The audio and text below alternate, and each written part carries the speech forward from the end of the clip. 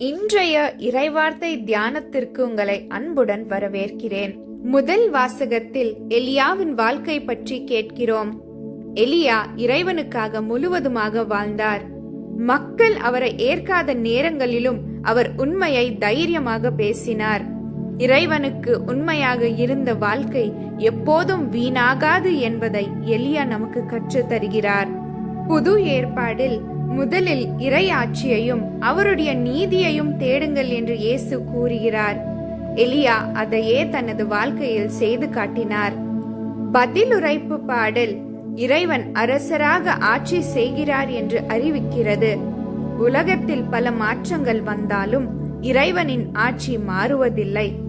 மலைகள் அசையலாம், மனிதர்கள் மாறலாம், ஆனால் இறைவனின் அன்பும் வாக்குறுதியும் மாறாதது. இதனால்தான் நாம் நம் நம்பிக்கையை மனிதர்களில் அல்ல, இறைவனில் வைக்க வேண்டும். அல்லேலூயா வசனம் மிகவும் முக்கியமான ஒரு உண்மையை நமக்கு நினைவூட்டுகிறது.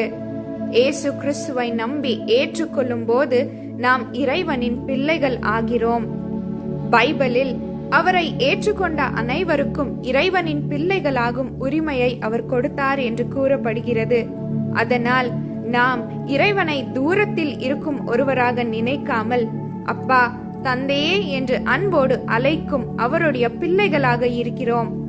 நற்செய்தியில் இயேசு நம் ஜெபம் எப்படி இருக்க வேண்டும் என்று கற்றுக் கொடுக்கிறார். அதிக வார்த்தைகள் பேசினால்தான் இறைவன் கேட்பார் என்று நினைக்க வேண்டாம் என்று இயேசு சொல்கிறார். இறைவன் நம் இதயத்தை பார்க்கிறார். நாம் கேட்பதற்கு முன்பே நமக்கு என்ன தேவை என்பதை அவர் அறிந்திருக்கிறார். அதனால் இயேசு நமக்கு பரலோக தந்தையே என்ற ஜெபத்தை கற்றுக் கொடுக்கிறார். இந்த ஜெபத்தில் ஒரு பெரிய ரகசியம் இருக்கிறது. நாம் இறைவனின் பிள்ளைகள் என்பதால் தான் அவரை தந்தை என்று அழைக்க முடிகிறது.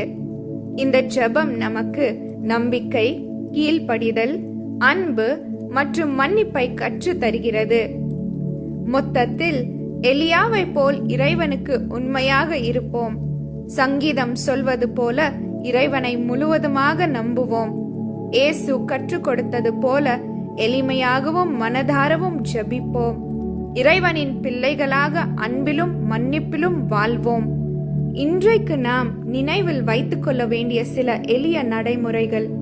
ஒவ்வொரு நாளும் குறைந்தது 5 நிமிடங்களாவது அமைதியாக ஜெபிப்போம். எந்த சூழ்நிலையிலும் இறைவன் நம்மோடு இருக்கிறார் என்று நம்புவோம். நம்மை காயப்படுத்தியவர்களை மன்னிக்க முயற்சி செய்வோம்.